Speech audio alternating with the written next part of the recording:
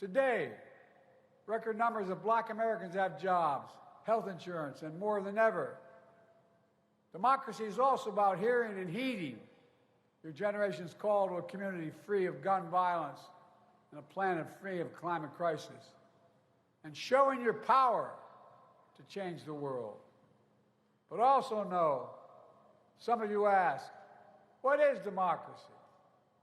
We can't stop wars that break out and break our hearts. In a democracy, we debate and dissent about America's role in the world. I want to say this very clearly.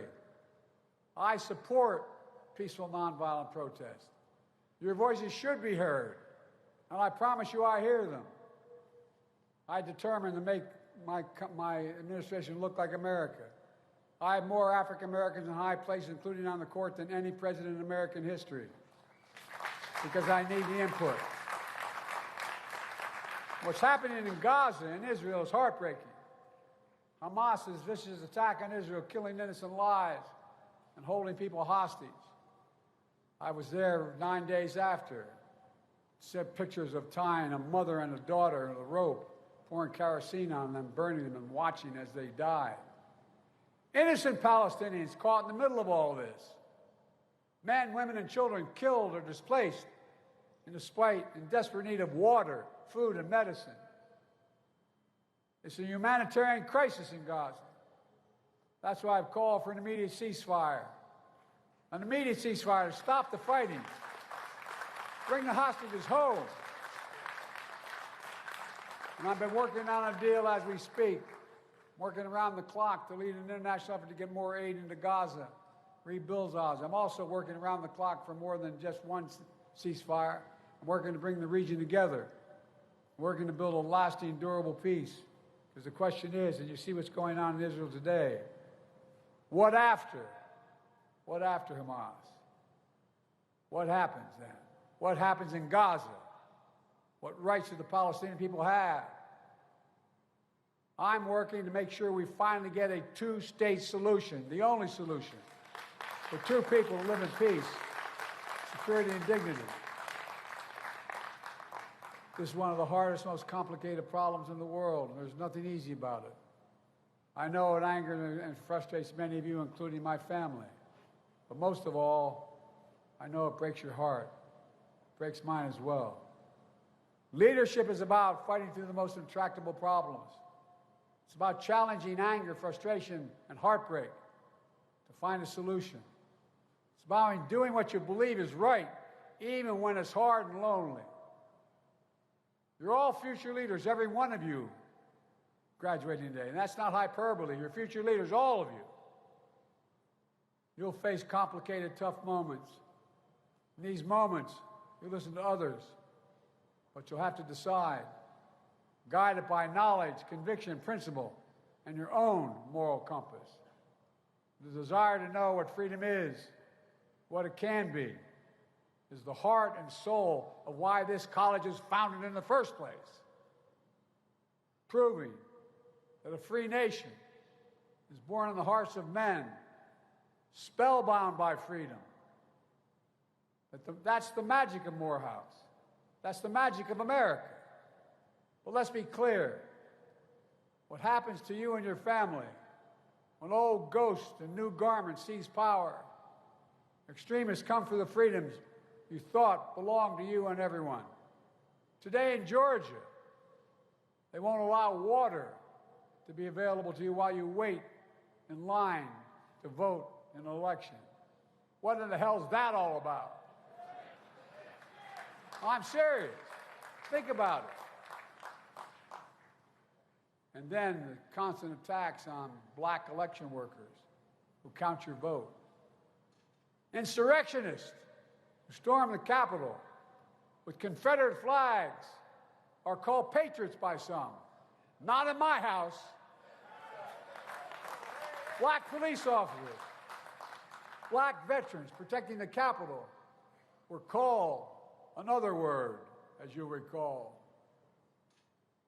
They also say out loud, these other groups, immigrants poison the blood of our country, like the Grand Wizard and fascists said in the past. But you know and I know We all bleed the same color.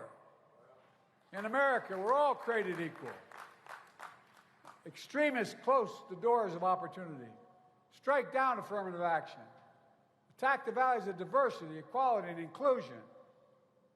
I never thought when I was graduating in 1968, as your honoree just was, we talked about, I never thought I'd be a president at a time when there's a national effort to ban books. Not to write history, but to erase history.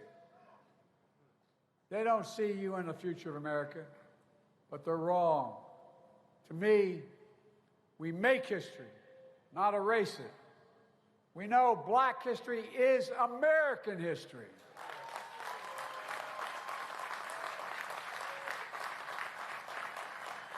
Many of you graduates don't know me, but check my record. You know what I'm saying. I mean from my gut. We know black men are going to help us lead us to the future. Black men from this class in this university.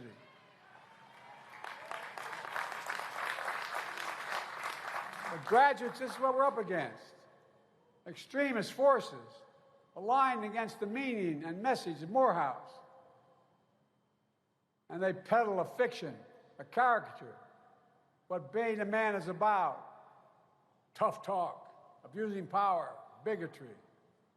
Their idea of being a man is toxic.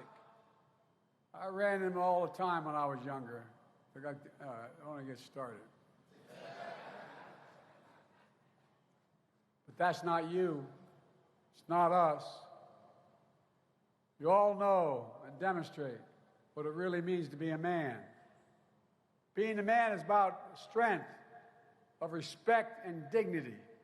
It's about showing up, because it's too late if you have to ask. It's about giving hate no safe harbor and leaving no one behind and defending freedoms. It's about standing up to the abuse of power, whether physical, economic, or psychological. It's about knowing faith without works is dead. Look, you're doing the work. Today I look out at all you graduates and I see the next generation of Morehouse men. We're doctors and researchers curing cancer, artists shaping our culture, fearless journalists and intellectuals challenging convention. I see preachers and advocates who might even join another Morehouse man in the United States Senate. You can clap for him. He's a good man. As I said, I'm proud to have the most diverse administration in history, to tap into the full talents of our nation.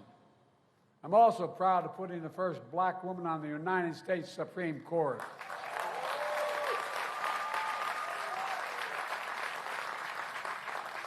And I have no doubt one day a Morehouse man will be on that court as well. Oh, you know it. I've been vice president of the first black president and become my close friend, and president to the first woman vice president.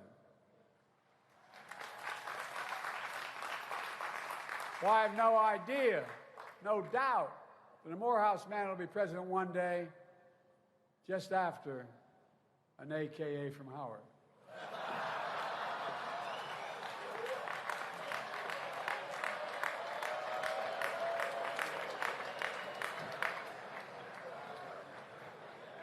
She's tough, guys. Look, let me close with this. I know I don't look like I've been around very long.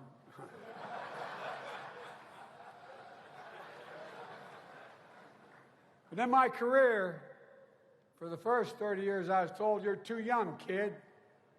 It used to stop me from getting on the Senate elevator when I first got there, for real. Now, I'm too old. Whether you're young or old, I know it endures. The strength and wisdom of faith endures. And my hope for you is, my challenge to you is, that you still keep the faith so long as you can.